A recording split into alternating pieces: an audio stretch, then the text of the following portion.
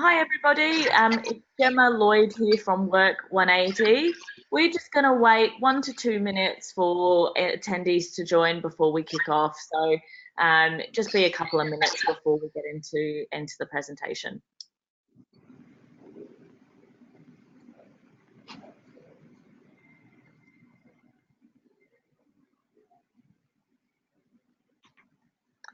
Just while we're waiting a couple of minutes for the attendees to join, we will be recording this session and sharing it.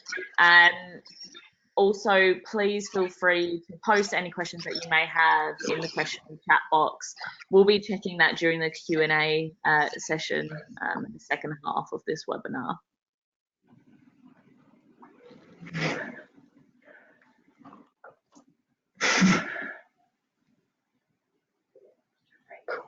Thank you very much. Just some shopping.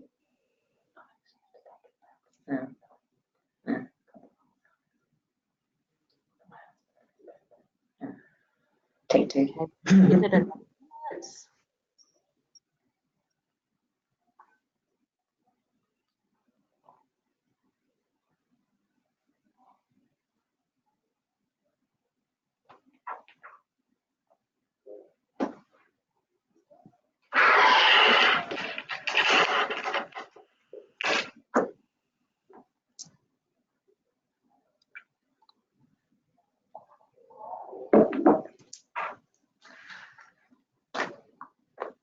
We'll be getting started very shortly for those that have just joined.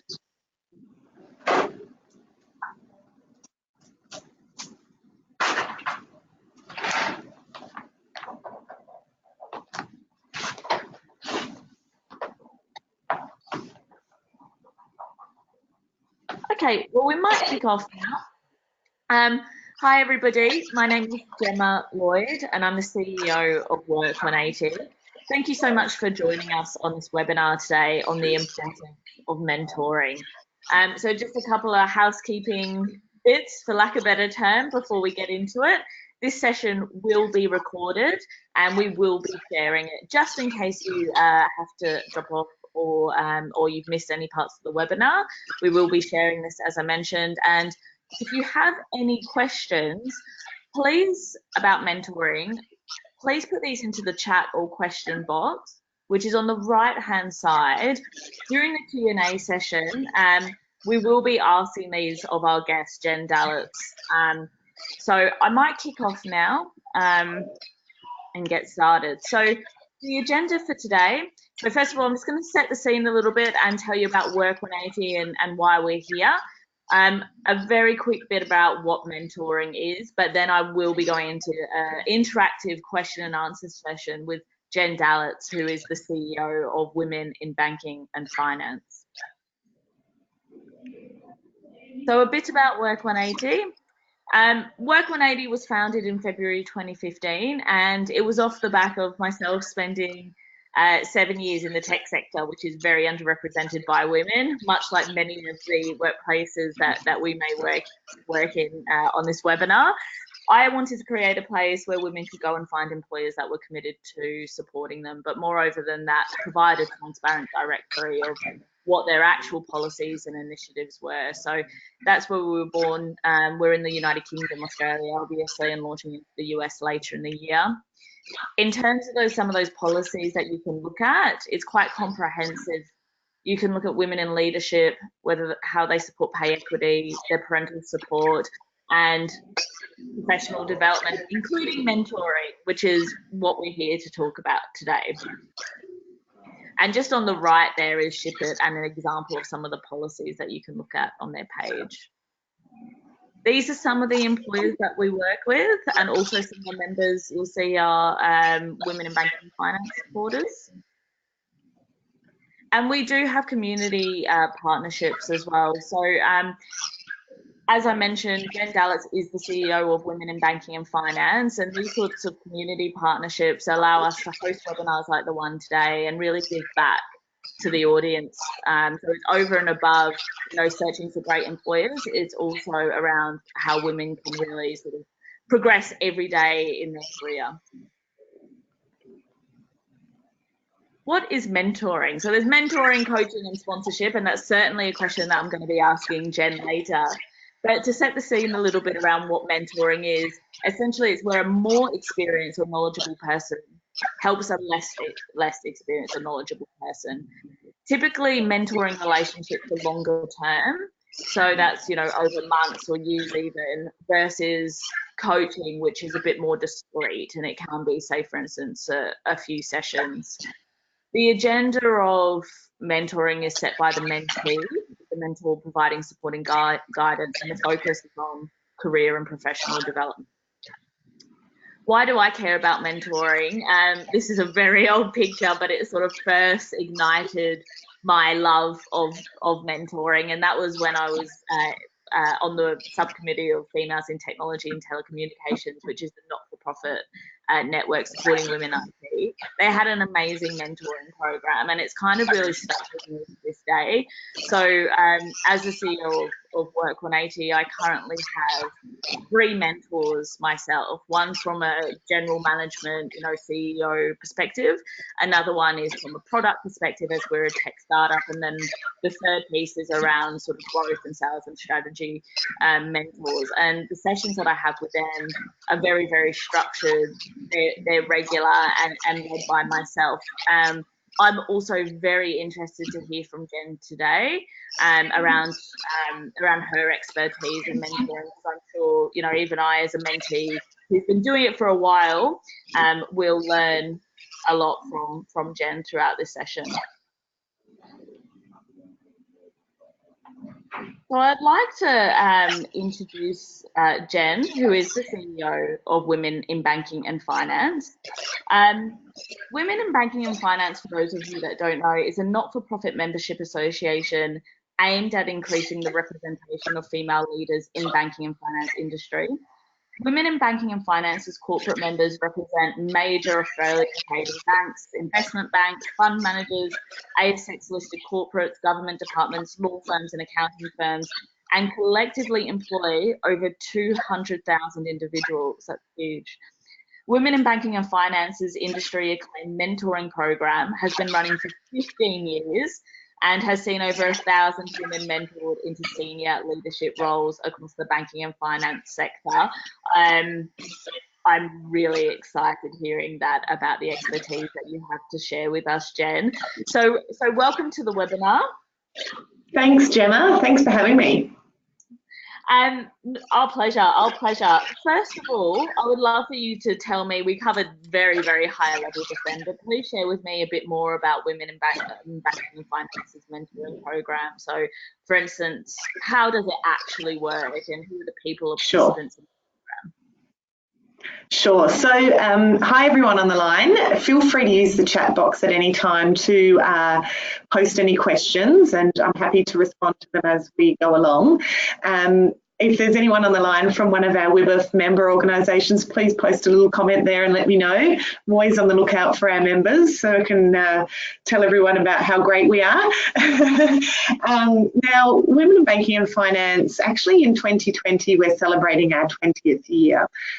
For many years, I was a member myself of WiBF. We have a corporate membership model, which means that when our corporate members sign up to be a member of WiBF, then all of their employees can access our programs. Now, we really exist to try and change the composition of senior leadership in financial services, in banking and financial services.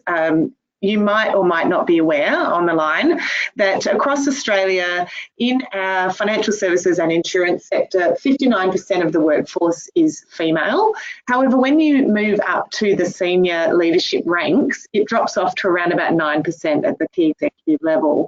And so what we know is that that impacts on the kind of culture that forms within organisations, and it also means that there's a heck of a lot of women out there who come into the industry, add a lot of value to the industry, and for some reason we're not having their voices around the leadership table. So for a very long time now, WiBF has been working with our corporate members to try and shift the needle, to use a very cliched, jargony term, but to really try and make some tangible impact on the gender representation in senior leadership roles. Having said that, our programs cater to, the whole pipeline of women coming through, because of course you can't just kind of point to the top of the tree and try and fix that without implementing, interventions the whole way through. So I've been in the role here for just over 18 months and have been working on a bit of a reinvigoration to add some more content for our more junior level members so that we can work on that pipeline. But really what we're known for is this mentoring program that we've been running, as Gemma said, for about 15 years now. The way that mentoring program works is, if it's helpful, I'll just give a little overview of that. The way that the program works and what's a little bit different about it compared to perhaps other mentoring programs that exist out there is that it's a cross-industry program. So our corporate members would nominate mentees who they want to participate in the program. Our mentees are all female at this point in time, and they are mentored by very experienced mentors with more than 20 years experience in the banking and financial services sector. They could be male or female, but I am very pleased to say when we first started this program, and I remember being involved way back when the program was first getting up and running, and actually there were not that many female mentors because we just didn't have as many women in senior roles. So actually it was about probably 20% female mentors, whereas now we have equal, if not more, women mentoring as men in the program. The women who are the mentees, they typically are already established in a leadership position and they're on a trajectory to a senior executive role. Yeah, they're very clear they want to get into a very senior level role and they want to get some strategies and some help from their mentor to get there. So when our corporate members nominate mentees, we suggest that they also nominate an equal number of mentors, but they're not matched together. They're matched across the industry. So they're always matched with someone outside of their organisation. Now you can imagine in banking and finance, for those of you who know a little bit about banking and finance, we're quite a heavily regulated industry. And actually our corporate members include banks, insurance companies, investment managers, public sector like Treasury, Future Fund, law firms, accounting firms, so the banking and finance divisions within those areas, and also regulators. So it's quite funny when we go to do our mentoring program, we have to give a little bit of thought to, who are the men, how do we match the mentees with the mentors so that there's not any conflicts of interest. But that's essentially how it works. It's a 6-month program. It's very structured. So when you're in your organisations, you might have internal mentoring programs which may be more or less structured than the way ours is. The way that we've structured it, just in case you're looking for ideas on how to set up your own mentoring program internally, we have found that it's good to have a mix of structured content that supplements the one-on-one mentoring. I've worked within large banks, within professional services firms, and I've seen almost every sort of spread of the spectrum in terms of being completely unstructured and being completely structured. I think a little bit of structure really helps rather than just having just the one-on-one sessions. So we have a number of workshops. We use a psychometric testing tool to help people identify their strengths and their work preferences. So all the mentees and all the mentors do that so that they can understand themselves, and then they can also have some common language to talk about strengths. And we have a series of different sessions that are held throughout the year. We've had a couple of different consultant advisors that we've had help us run our program over the years. At the moment we work with Surrendus and we work very closely with them. They facilitate our program and it runs over a 6-month program, quite a few different workshops or get-togethers over lunch. If you were looking to run your own program internally, I would sort of say to you that bringing everyone together in those forums can be a very good thing for knowledge exchange and to kind of create that feeling of community and a bit of a cohort. So that's what we find works for us and roughly how the program works. Great, thank you so much for that. So I mentioned sort of earlier there is a difference between mentorship and coaching and sponsorship. Yeah. I'm able to sort of set the scene just a little bit more. What are the key differences between those three things? Yeah, sure. With the mentor relationship, it's really is that focus on someone with more experience sharing their own journey, their own offering some insights and offering advice to the mentee. And we actually, with our program, we have, as I mentioned, you know, it's quite structured. We actually provide our mentors with a lot of training around how to be an inclusive leader so that they understand how to work with their mentee in an inclusive fashion without sort of coming in and suggesting this is the way it should be done. So it gives them some language and some tools to use around helping their mentee to arrive at some goals and some aspirations. So that element of working with someone to help guide them to their outcome, you know, that's what you see a lot more of in a coaching scenario. And we do offer career coaching at Women in Banking and Finance as well. And some of you on the line might have actually had executive coaches before or career coaches. Those people would typically work in the programs that we run at WiBF. Our coaches are working with the coaching counterparts on a specific goal or a specific objective they want to achieve over a particular timeline, and they work with them in, you know, setting a plan, coming up with you know, the action steps that need to happen, and continue to work with them on massaging their action towards that outcome. But with a coaching methodology, which is different to a mentoring methodology.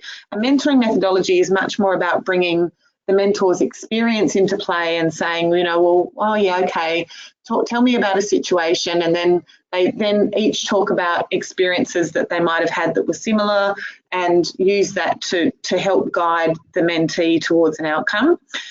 You also mentioned, Gemma, the term sponsor or sponsorship. So that's a very interesting concept. You know, Catalyst research has shown that women are very good at being mentored, and most organisations offer mentoring programs for their as part of the gender diversity initiatives that they run. With sponsorship, what the difference is between mentoring and sponsorship is that in a sponsored arrangement, the goals are actually sitting with the sponsor, not the person being sponsored, to actually sponsor that person into their next step.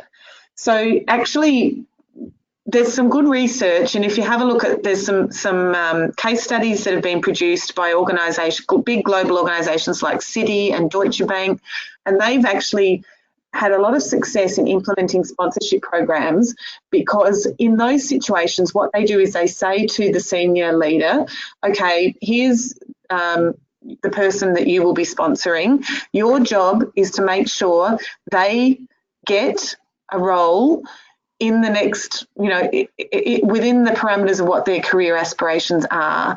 So they actually flip it a little bit and say it's the job of the sponsor to help that person navigate into their next role. That's obviously very different to what happens with a mentoring relationship, because with a mentoring relationship or a coaching relationship, the responsibility or the accountability really sits with the person being mentored or being coached. So it actually flips it, and what it does is it puts accountability for saying, if we're serious about wanting to see more women in senior roles, then we should take, each of us on the leadership team should take accountability for making sure that we get those people into the next level roles or into whatever the next part of their career is that they want to achieve, and we take responsibility for helping them get there. That's great. Can you run through, I guess, what makes up a really successful mentee relationship? And because I mentioned that they are driven by the mentee, I think the good thing about the Women in Banking and Finance program that you've touched on is that you've been doing for so long. You've got this framework that you work towards, but for everyone else who may not have access to the comprehensive framework that you have, what advice Yeah. would you give a successful mentor-mentee relationship? Yeah, it's a really good question, and I definitely would offer advice for people to get really clear about what some of these success factors are, because if you don't kind of set it up at the beginning about how the kind of ground rules that you want people to abide by, you could get quite random results at the end. So we're really specific about training our mentees and training our mentors on what their specific roles are within the relationship. So with the mentee, what works really well is when the mentee takes responsibility for driving the relationship. That means that they are setting the agenda for the meetings that they have with their mentor. They set a goal for what they want to achieve over the program. They do the follow-up with their mentor. They commit to doing actions and driving the activity within the relationship. And in that sense, they're really then relying on the mentor for their advice, but not to be the one driving the program. I think it's super important that you get really clear on that it's not the mentor's job to be chasing the mentee to set up meetings. It's not the mentor's job to ensure that the mentee comes to those one-on-one meetings with an agenda. What we find with our mentees, the ones that get the most out of the program, they do simple things like emailing their mentor in advance of the one-on-one meetings to say, these are the 3 bullet points or the 5 bullet points or whatever that I want to talk about when we meet. So that's what I mean by having an agenda. And then that means they've done some thinking before they get together. They're not just turning up, having a chat and going, oh, well, let's have a think about what we could get out of this meeting. It's actually very planned, very strategic, if you like. And that organisation and just putting a bit of time into the planning, it means that the mentor can get, they can give some thought to what would be really helpful to the mentee in those situations. And in many instances, it can result in the mentor saying, oh, well, let me think about a book that I've read that might help you with that problem, or let me think about someone I could introduce you to. So you can see that the more planning that the mentee puts into it, the more output that the mentor can put back into the relationship. That's really interesting, because as I mentioned, I have 3 mentors, and whilst I do sit down and plan out before every session exactly what I want to cover, and also that includes an update from our last mentoring session as well, so they know the advice they gave was or was not actioned and I don't send out an agenda beforehand. So I think you made a really good point there, Jen, that certainly I'll be taking on board. Regarding, I guess, finding a mentor, how would somebody sort of go about that, and identifying that person is in fact the right mentor? And I guess the second follow-up question that I have to that is, what happens, how do you approach a situation where you feel like the mentor relationship is no longer working, or how would you identify that it's actually not working? So there's probably a couple of different questions within that we can break down. The first comment I would make is that it's probably natural for a mentoring relationship to run its natural course. If you've entered into a mentoring relationship with a specific objective and outcome that you want to achieve, then you should in fact get to a point where that problem has been addressed, and that, in a way, it's drawing a natural conclusion to that relationship. That's what happens when you get specific about what goal you want to achieve. So that's actually a good thing. It's a good thing for a couple of reasons. One is that hopefully you've achieved what you set out to achieve, but also it's easier to get someone to commit to being a mentor if there is an endpoint. If you think about, the number of times, and Gemma, I'm sure you get approached a lot from people wanting to ask your advice, have a coffee catch up, a chat, informal mentoring, if you like. Now, there's a limit, an absolute capacity to what every one of us can take on. So I do say to people, if you are looking to identify possible mentors, which was the first part of your question, Gemma, how do you identify a mentor and how do you approach them? Then, you know, what you really want to absolutely make sure you're doing is that you're making it clear, you're not asking them to sign their life over. There's a specific problem that you're working on and that you'd like their input on. You're more likely to get someone to agree if they know what it is that you expect from them. But I would go back a step further from that and say that before you ask someone to be a mentor, you really have to demonstrate to them that you're someone they would actually want to mentor. And because think about it, you know, you're asking someone to give some of their time, and what would make them want to give their time to you? It's some of those things that I talked about before. It's demonstrating that you're organised, that you're respectful of their time, that you realise that, you know, they have a choice of whether they want to mentor you or not.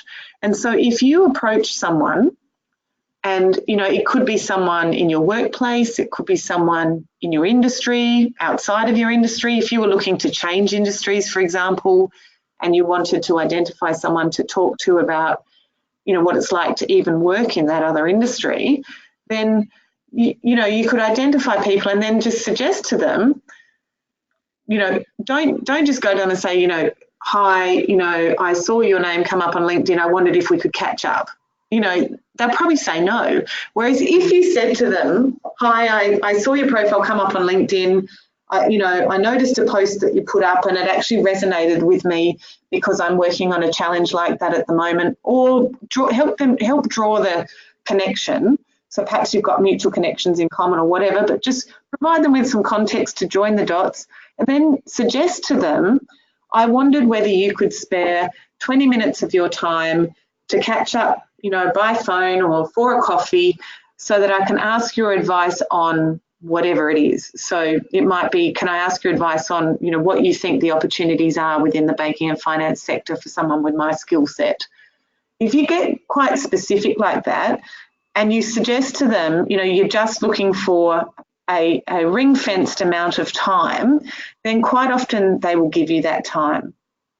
If you then have that meeting, it goes well and it's a good conversation, and you haven't finished the conversation. In other words, you've got along and, you know, you think, oh, I'd like to have another conversation, then you're well placed to actually suggest to them, you know, would it be okay if I followed up with you for a further conversation in the future? And so you're being very respectful then of their time. Now, if you genuinely don't know where to begin with that process, you don't know how to find a mentor, you've identified a particular need that you want to work, there are people who run organised mentoring programs. We're just one of them, there's many, and you can always enrol in one of those programs as well. And then you'll get all that structure that I talked about before, and it becomes actually, you know, a real investment in your career development. But if you're going to go down that path, you have to be ready to do some work to make sure you get the most out of that investment. Yes, for sure. Just flipping this around a little bit, for those who may have been approached to actually be a mentor, what advice or tips do you have for them? Yeah, look, I'm actually an accredited executive coach, and I've done quite a bit of mentoring and coaching over the course of my career.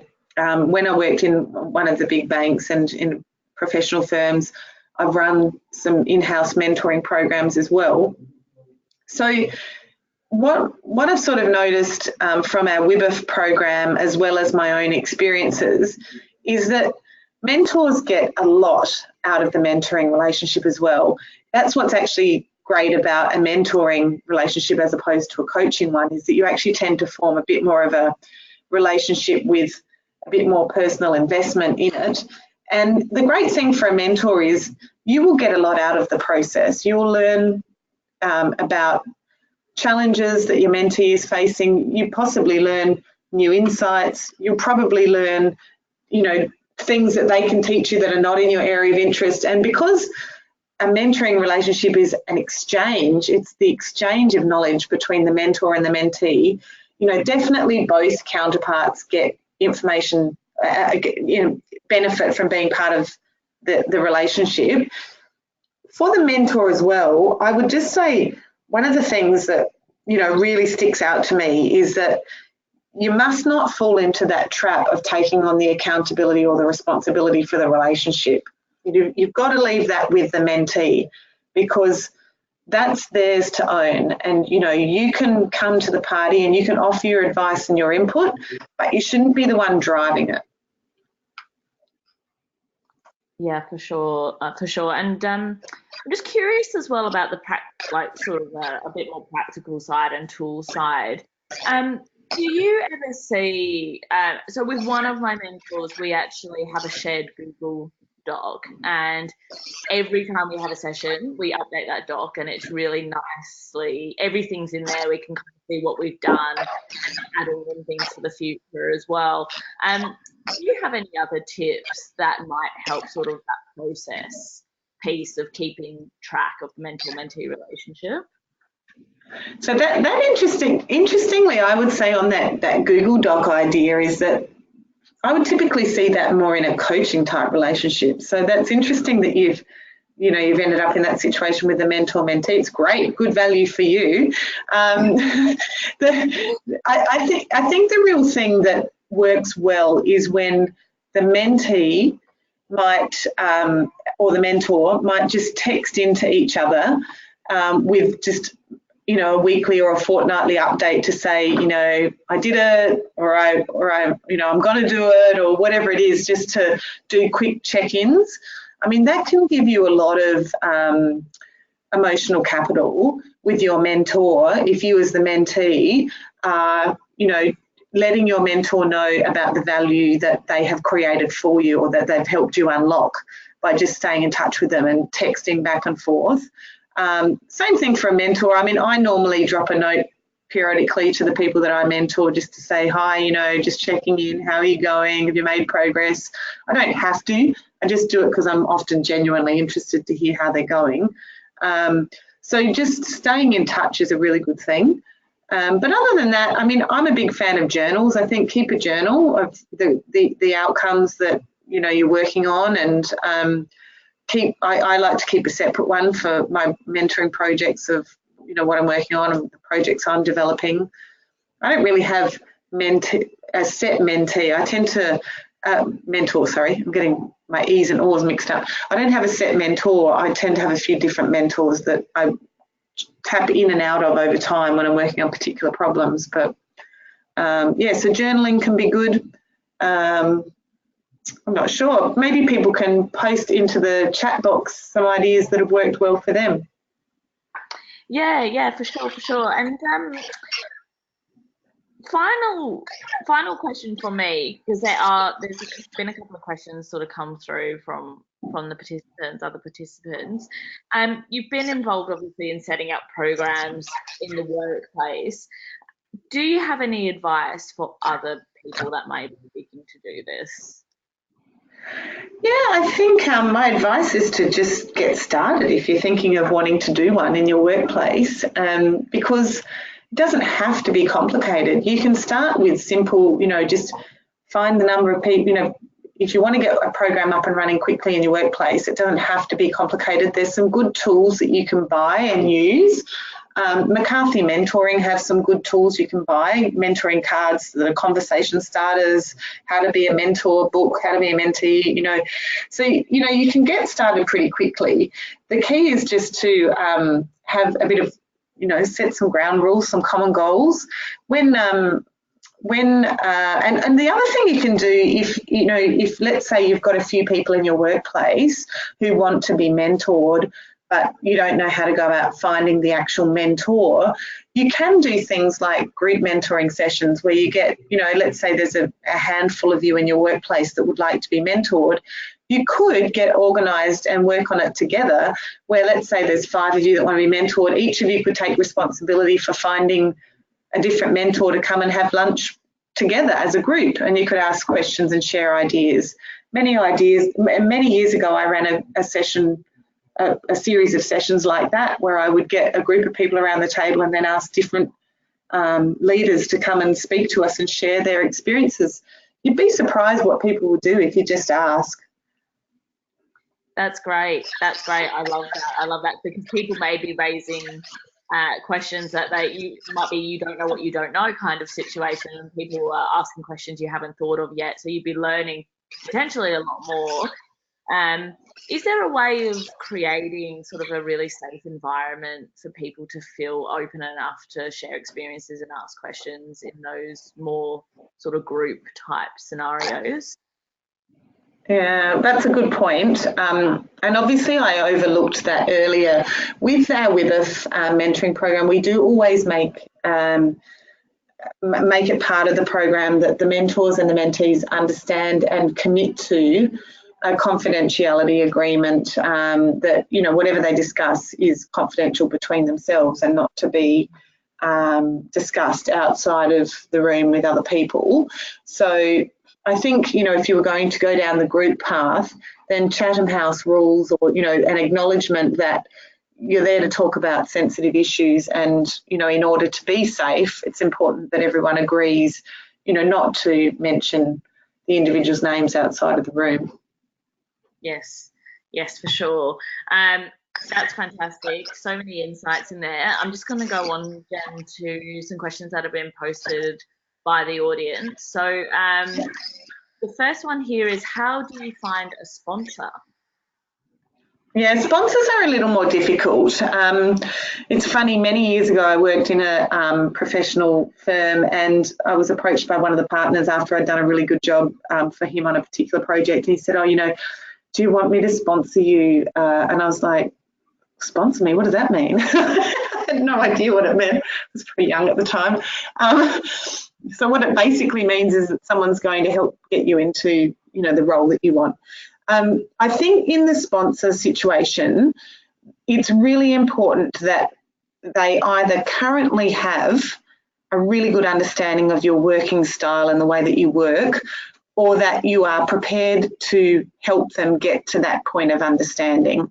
So I would suggest, if you want someone to sponsor you in your workplace, then you're going to need to have had cause to interact with them, unless, you know, there's going to be a structured program in place where there are some structured sponsorship programs around where you'll get matched up with someone. But assuming that the person asking the question actually just wants to go about finding a sponsor for themselves, then I think you need to think about someone who's influential, someone who will have the ability to understand your work style and what your strengths are, and also someone who is connected into the part of the business that you want to be in.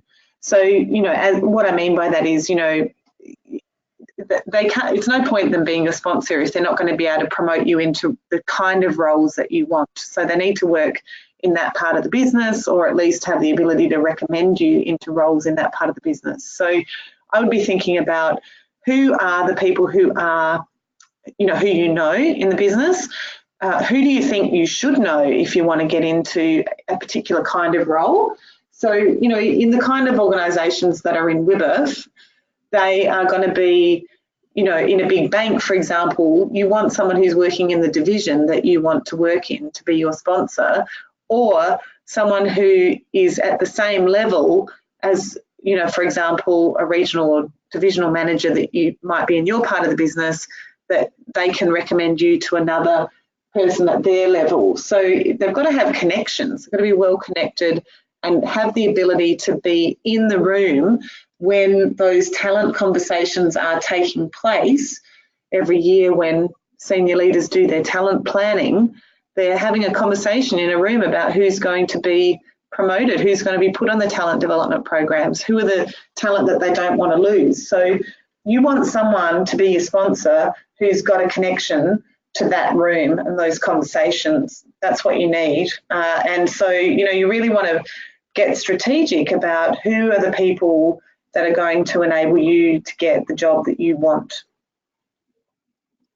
Yes, and I wonder if and you may have some experience with this, but do mentor relationships often lead then to a sponsorship relationship? Yeah, the research generally says no. It's a different kind of conversation. Yeah, unfortunately, and you know, it's a bit of a failing of some of these so-called women's programs within organisations. So Catalyst, which many of you on the line will probably be aware, is a global organisation that looks at gender diversity. And, you know, they surveyed 4,000 people who'd been mentored, and they found that women were more likely than men to be mentored, but they were less likely than men to be sponsored into roles. The relationship was different for a lot of women than what it was for men, because from the outset, often in those mentoring relationships, women were asking for, you know, life advice, yes, sort of career advice, but they were not getting specific about, you know, the outcome that I want to achieve is this kind of role within this kind of time frame. And that is what you need to get clear about if you want to be sponsored into a relationship. So it doesn't necessarily naturally translate over from being a mentor to being sponsored. Sponsorship is very deliberate and strategic. And, you know, mentoring, there can be lots of different goals. It may not necessarily be career progression. It could be you're asking someone to mentor you on life balance, or, you know, managing a return to work, or helping you to negotiate flexibility, or to move to a different industry or a different field, or, you know, all those sorts of different things. But sponsorship by definition is really about how you navigate your way up and into the next level role that you want to achieve. Mm-hmm. Really interesting. The next question here is, can you please explain more about the structure? So I assume that the structure of the Women in Banking and Finance mentoring Oh yes, sure. program. Yep. Yeah, sure. So if anyone is wanting a lot of detail on the structure, you're more than welcome to pop over to the WiBF website, and you'll see on our programs page, we do have the detailed information there about our mentoring program. Honestly, I don't mind if you want to borrow that, if you want to develop something internally. We're all in this together. The way that our program works is that we start the program with it's almost a full day session actually with the mentees, and they come together as a group. They do a goal setting session, and they essentially map out, what they want to achieve in their career, and how they think that the mentoring program can help them. Separately, we then get all our mentors together in a room. We teach them about inclusive leadership. We teach them about the role of a mentor. We teach them about how to hold their mentee to account, how to keep the program on track, because, some mentoring relationships flow more naturally than others. So we give them a little bit of training around how to build rapport and, just basically how to keep the mentoring relationship on track. Then we bring them together for a launch event, which is a cocktail event. We have some past participants in the program talk about their experience. And at that cocktail function, the mentors get to meet their mentee, and they agree at that session when their first one-on-one meeting will be. And they usually then go away and do that. They would meet one-on-one a number of times throughout the course of the program. It's a 6-month or 5-month program, between 5 or 6 months, depending on the sequence. Over that 5 or 6 month period, apart from the meeting one-on-one, mentor and mentee, we also have a number of workshops. I should have also said, they do that. They use a psychometric tool to develop this, to identify their strengths, and they get trained on that tool and how to use that tool as well in that initial training. So then separately from that, we have a number of workshops. Some of them are just with the mentees coming together, and some of them are the mentees and the mentors coming together. So they come together as a cohort, and they might work on various different specific areas of development. So they might have one session that they work on understanding their strengths and how to work on their strengths. They might have another session which is a check-in to, you know, talk about how the program's going. We have another session where we have like a panel conversation which is just for the mentees to hear from some leaders and ask them questions, get, you know, advice from them. So there's a few different structured events like that. And then we close off the event at the end of the 5 or 6 month period with another sort of celebration of the end of the relationship. Now, it's the end of the formal relationship, but sometimes the mentor and the mentee continue catching up periodically, and they often stay in touch and share news of how they're going along the way. And then also, the mentees often stay in touch because they've had a lot of those group sessions of coming together. They form friendships and often stay in touch and share their goals and experiences into the future as well. So that's one of the unique things about our program, is that, you know, we're really looking to build a cohort of peer support amongst the participants in our programs as well. Right. Thank you, Jen. Is there anything else that we haven't covered in this webinar session that you would like to mention? Look, I mean, I guess I would just say that to be really open-minded about what it is that you need from a mentor, and, you know, and who in your network could be a mentor to you. I remember years ago I was at a conference in London, and Jack Welch was in the room, and it was like just literally when he was stepping down as CEO of GE. And this will show how nerdy I am, but, you know, I like a lot of his work, and, you know, I was working as a consultant at the time, so a lot of their methodologies were quite respected. And so I remember asking him, you know, for someone who's been as successful as he has, did he have mentors? And, you know, I distinctly remember him saying he didn't have structured mentor relationships, but he would read biographies, he would read articles in newspapers from different leaders and try and think, how can I apply, you know, their lessons and their learnings into the way that I work and the way I do my things. And there's nothing to stop any of us from doing that. You know, and there's nothing to stop us from reaching out to all sorts of different people to ask them to be your mentor. And I really encourage people to find the courage and to do that. Great, thank you so much, Jen. If people want to follow you or connect with you or connect with women in banking and finance, where do they go?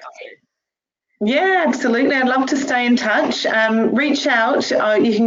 You can always go to the WiBF website. There's a lot of resources on there that might be helpful. That's wibf.org.au. You can also follow us on social media. LinkedIn's pretty active for our WiBF group. If you just type in WIBF in the search field, that will bring us up. And you're welcome to connect with me on LinkedIn and ask any questions you might have of me there. Great, thank you, Jen.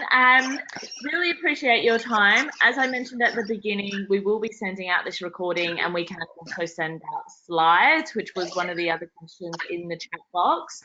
It's been really lovely speaking to you. I've certainly learned a lot. Yeah, so without further ado, we'll jump off, and thank you again, Jen. Thanks, Gemma. Great chatting with you. Thank you. Bye.